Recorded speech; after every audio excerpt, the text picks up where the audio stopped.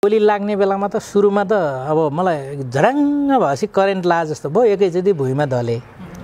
भुइँमा धलेपछि मलाई गोली लाग्यो भन्ने कुरा चाहिँ अब म पहिला त सोच्नै पाइनँ पछि मलाई गोली लाग्यो भन्ने भयो अनि गोली लाग्यो भन्ने बित्तिकै लाग्यो भन्ने थाहा पाउने बित्तिकै मैले फेरि कोड प्रयोग गरेँ त्यतिखेर कोड के थियो भने गोली लाग्यो भन्दाखेरि पिरो भयो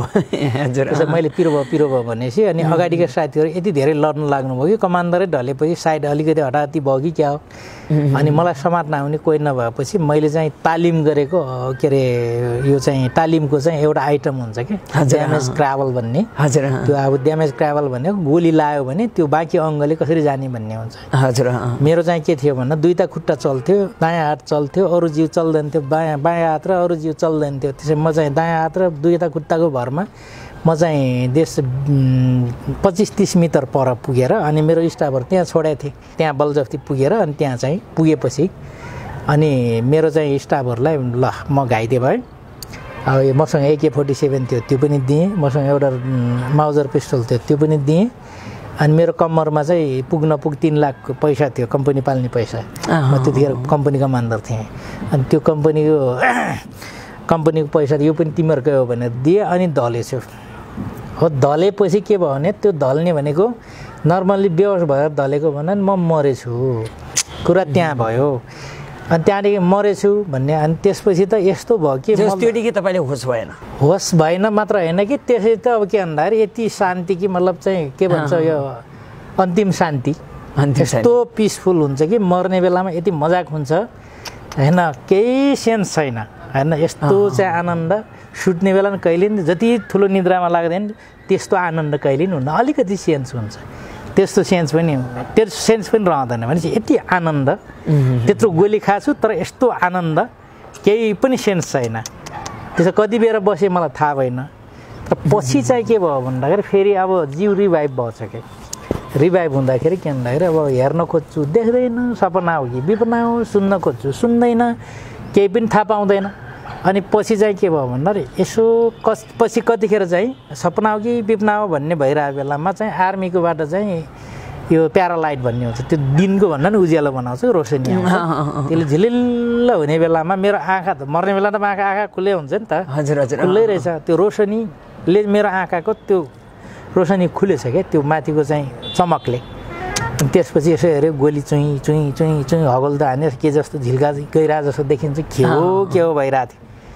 अनि पछि फेरि के भयो भन्दाखेरि फेरि साथीहरूले कहाँ माइन हान्नुपर्छ गिडिङ गरेर कान खुल्यो कान पनि रिभाइभ भयो अनि कान खुलिसकेपछि अनि त्यहाँदेखि डाङडुङ कदङडुङ डाङ चुई कान गरिरहेछ त्यो होइन अनि त्यसपछि ओहो म कहाँ छु भने सपना हो कि विपना हो भने विपना हो म कहाँ छु भने अछामको लडाइँमा घाइते भएछ त्यसपछि त यसरी दुख्यो कि अनि त्यो घाउ भएको थाहा पाउनु त्यतिखेर थाहा पाउनु कि पहिले थाहा पाएँ नि त रगत त बगिरहेछ रगत त कति बग्यो रगत बग्नुको ऊ चाहिँ के थियो भने अर्को दिन चाहिँ मलाई त्यो चापा मान्नको बगरमा ल्याएर सुताएको थिएँ म आधा होस् आधा बेहोस हुँदो रहेछु त्यसै त्यहाँ आएपछि मलाई के भने मेरो कपडा काटेर फाल्न लगाएपछि मैले के भन्दाखेरि एउटा कपडा चाहिँ राखिदिनुहोस् है चिन्नुहुन्छ गोली लगाएको भन्ने कुरा गरेँ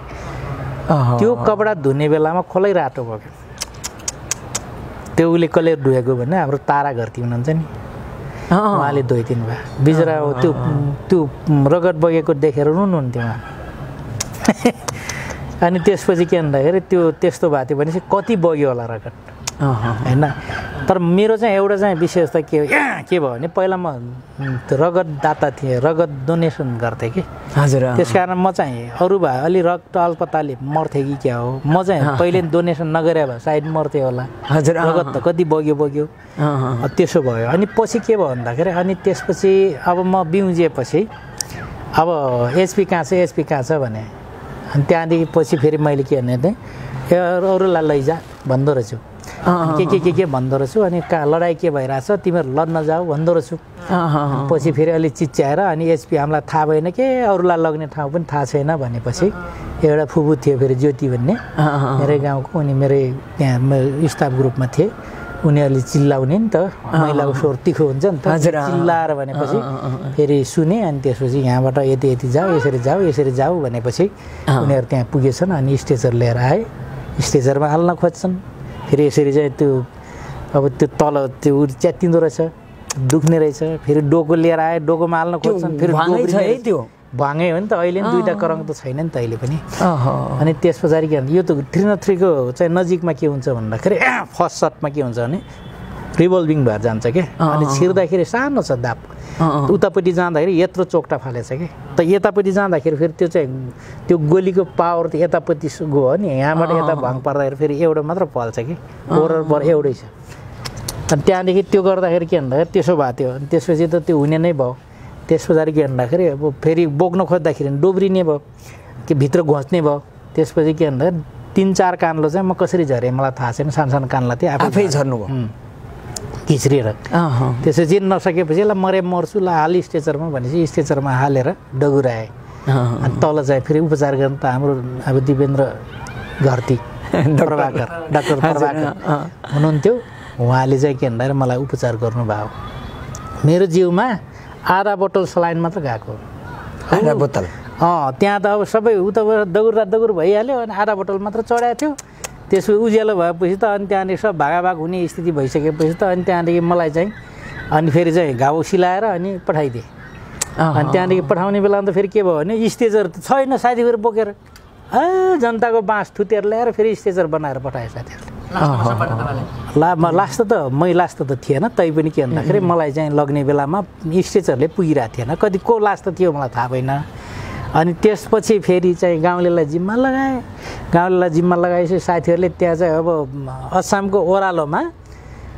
यसरी दौडायो कि मतलब चाहिँ ऊ यसरी चाहिँ छेटो पार्दैकिन डर भयो राम्रो मान्छेलाई जस्तै दौडा राम्रो मान्छेलाई त्यति कहाँ डर हाम फाल्दै गयो नि त त्यसै त झल्ट्याङ झन् त्यहाँ मर्छु जस्तो भयो अलिक तल खोलामा पुगेपछि म मर्छु नै मर्ने नै भएँ अब चाहिँ मलाई यहीँ राख छोड भने त्यसै एकजना डाक्टर त्यहाँ आशिष भन्ने सुर्खेतको अहिले कता हुनुहुन्छ उहाँले के भन्दा तपाईँले औषधि खानुहोस् भन्ने औषधि खाने बित्तिकै बमिट भइहाल्ने अनि पछि के भन्दा तपाईँको यो खाली पेट भएर हो तपाईँले जसरी भयो नि एक चक्की बिस्कुट निल्नुहोस् एक चक्की भयो नि बिस्कुट निल्नुहोस् भने चाहिँ एक चक्की बिस्कुट बल्ल निलेर अनि त्यसपछि के भन्दाखेरि ब्रोफिन चाहिँ डबल ट्याब्लेट दिए डबल ट्याब्लेट खाएँ त्यसपछि त्यसले भ्याएपछि बल्ल मलाई के भन्छ दुखेको चाहिँ कम महसुस भयो हजुर अनि त्यसपछि त मलाई बोकेर लगाएँ त्यसपछि 1300 भएपछि त फेरि साथीहरू पनि टाढा भएपछि त नातिने भए लग्ने बेला सजिलो लग्ने भयो अनि त्यहाँदेखि बिउजिने बेला कहिले काहीँ माथि हेलिकप्टर उड्या देख्थेँ अनि उतिखेर बेहोस उतिखेर बेहोस दिनभरि म थाहा पाएन अनि माथि बगरमा लगेर सुटाउने बेलामा अनि त्यहाँदेखि पासाङले पहिले हेरेर जानुभएछ मलाई हेर्नेलाई वर्षमान हुनुहुन्थ्यो अनि वर्षमानलाई मैले के भने भन्दाखेरि मलाई हेरिरहनु भएको थियो वर्षमानलाई मैले के अब म बाँच्छु हजुर अब म बाँच्छु यतिको यो काला गाउँ छ नि यो काला पानी छ नि त्यो हाम्रै गाउँ हो मलाई एउटा डाक्टर केही सही याद छोडिदिनुहोस् यतै बस्छु फोर्सलाई चाहिँ कर्णाली कटाउनुहोस् भने अनि त्यसपछि मैले त्यो भनेपछि उहाँले गाली गर्नुभयो मरेसँगै मर्ने हो बाँचेसँगै बाँच्ने हो त्यसरी कहाँ छोडिन्छ भन्नुभयो अनि गइहाल्नु भयो अगाडि युद्धकालमा त्यस्तो थियो है अनि त्यसपछि के भन्दाखेरि तर तपाईँ त्यहीँ रहनुभयो कि जानुभयो उहाँहरूसँगै सँगै लगेर गयो नि त तोरीले अनि त्यसपछि त लगेर गयो रातिसम्म चाहिँ कहाँ उकालो लग्छन् ओह्रालो झार्छन् उकालो लग्छन् ओह्रालो अब अरू त थाहा हुने कुरो भएन उकालो तलतिर खस्किन्छ ओह्रालो जानु त टाउकोतिर खस्किन्छ त्यतिखेर बल्ल यहाँ तन्तनी बान्या छन् अनि त्यसपछि माथि लगाएर एउटा घरमा चाहिँ लगाएर हालेछन् घाइतेभरि एक ठाउँ हालेको ठाउँमा चाहिँ के भन्दाखेरि अब अरू साथीभरि अब अनि दो भोको कहाँ गए अब घाइतेभरि यता पनि उता पनि राति सायद 2 बजे हुँदो गाडी पनि छैन केही पनि छैन उठ्न सक्ने पनि छैन 2 बजे हुँदो हर पानी प्यास लाग्छ त्यतिखेर बिउजे फेरि बल्ल होसमा आयो किन त्यतिखेर चाहिँ मर्या होस् होइन अर्को बेहोस हो अनि होसमा आएपछि त त्यस्तो भएको छ अब कसले सारिदिने पानी बिहान पख फेरि साथीहरू चाहिँ उज्यालो हुने बेला आउँछन् हेर्नुहोस्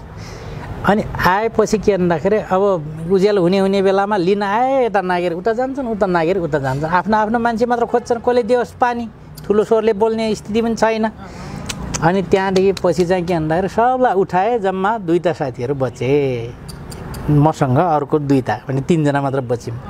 लास्ट त एउटालाई लिन आयो, एउटा चाहिँ अलिअलि हिँड्न सक्ने थियो, मतलब चाहिँ डोर्याउन सकिने थियो।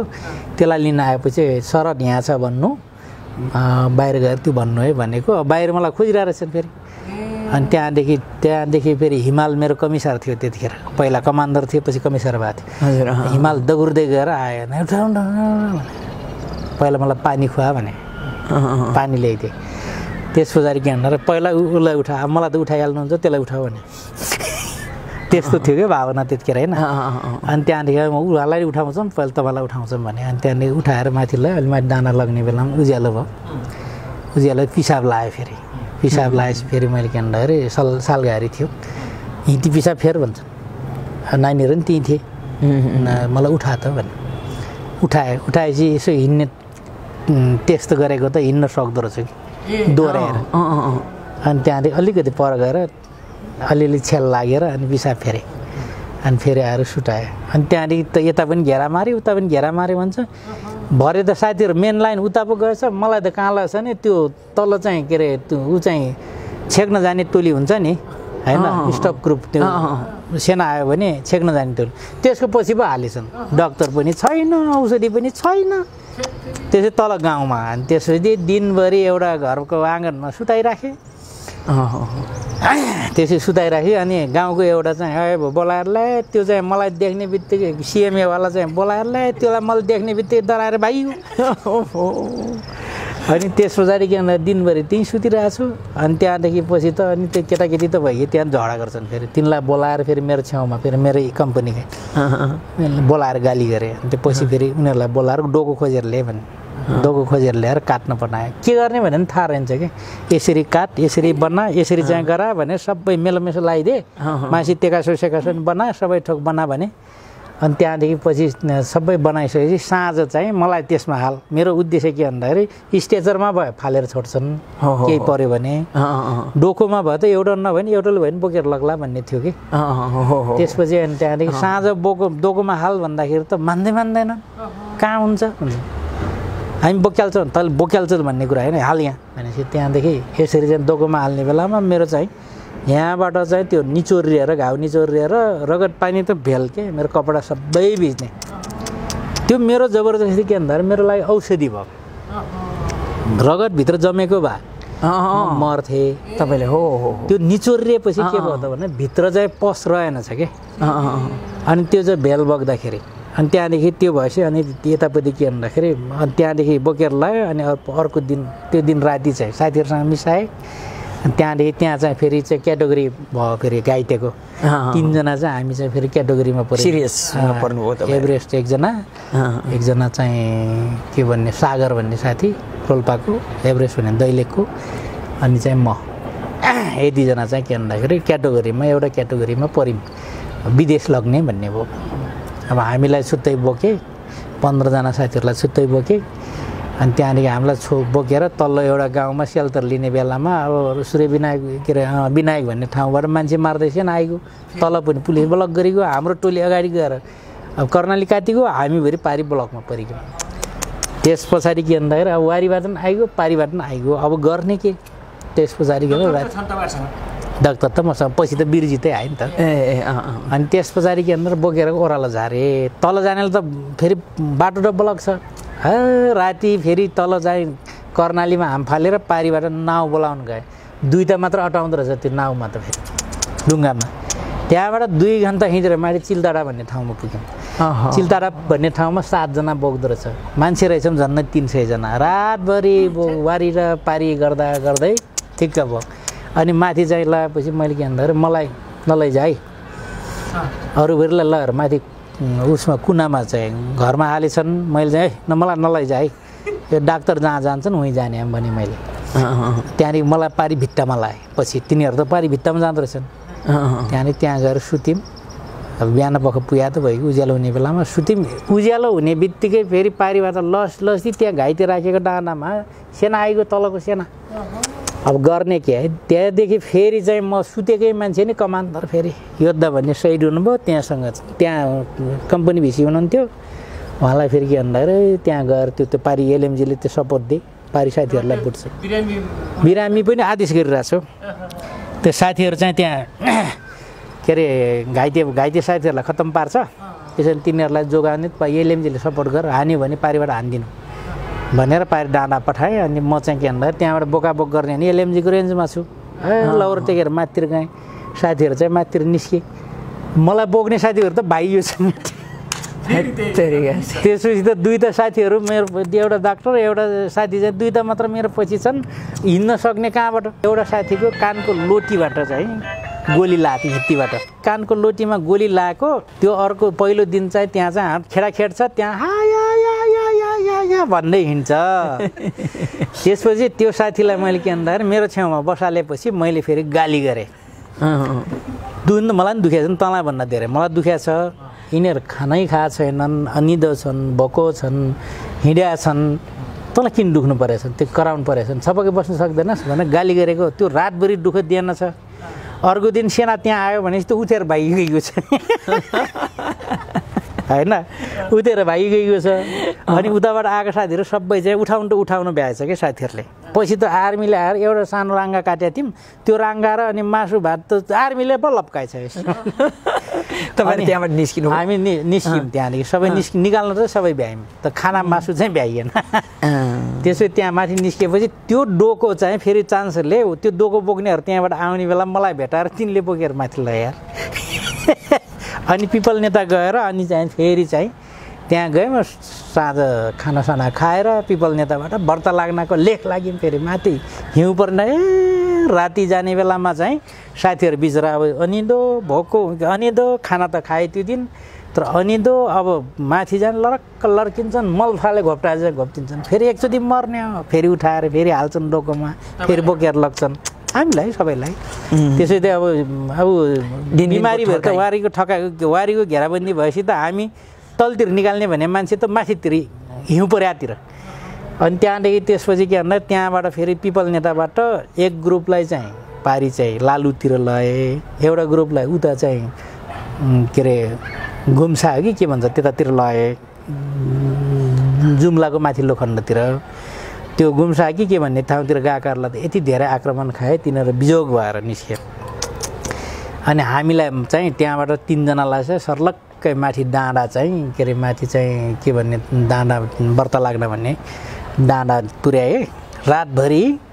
हिउँमा चाहिँ साथीहरू यहाँबाट डुब्छन् अनि गचक जान्छन् भिरमा कहाँ पल्ट्याउँछन् भने तल हेऱ्यो भिर एक छाङ्गे भिर तल चाहिँ गयो भने त त्यसै पनि छैन।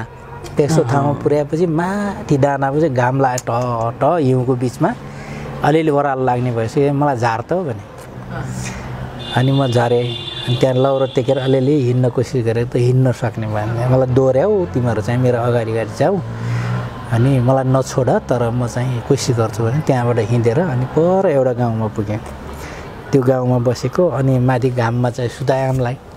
पहिलाबाट घाममा खुब मजाक भयो। पछि त यति धेरै गर्मी भयो कि अब उठ्न सक्ने छैन। साथीभाइ सबै निदाइगे छन् अनि त्यो कसलाई उठाउने एउटा साथी पतिर गरेछ त्यसको आन्द्राबाट गोली गएको छ एउटा खुट्टै छैन अनि त्यहाँ त्यस्तो छ। अनि त्यहाँदेखि अनि त्यहाँ हाहान गरेछौँ। त्यसपछि के भयो भन्दाखेरि अनि त्यो पल्लो साथीहरू आए त्यो दिन त्यहीँ फेरि त्यहाँ रात दिन त्यहीँ बस्ने भने बस्यौँ। मेरो कम्पनी त्यसको पतिर गएर बसेर छ फेरि अर्को दिन त्यो परबाट हेलिकप्टर त बसाल्ला जस्तो गरेर आएपछि त पारी डाँडामा सेना आइगयो। अनि वारीपट्टि चाहिँ के भन्दाखेरि पल्लोपट्टि पनि सेना आयो भनेको छन्। अनि त्यहाँ पतिर डाँडामा मेरो कम्पनी रहेछ तल आएपछि त बजाइदिइहालेँ हेलिकप्टर एक्सपोज भइगयो ठाउँ के हार्ने। अब फेरि कमान्डर हुने भइयो फेरि अब ल त्यसो भए यहाँबाट यसो गरेर यहाँ खोला जाऊँ भने खोला गयो। त्यसपछि मैले के भने त्यो पारी सेना बसेको छ नि त्यसको मुनि गाउँ छ कि छैन छ कस्तो गाउँ छ हाम्रै गाउँ हो राम्रै छ त्यहीँ लैजा भने। अनि त्यहाँ सेनामा डाँडामा बसेको छ त्यसको मुनिको गाउँमा गएर राति गुपचुप बस्यौँ। सेनाहरू अलि फेरि सर्चमा माथितिर गयो हामी त्यहाँबाट फर्केर फेरि कर्णालीको किनारातिर गयौँ।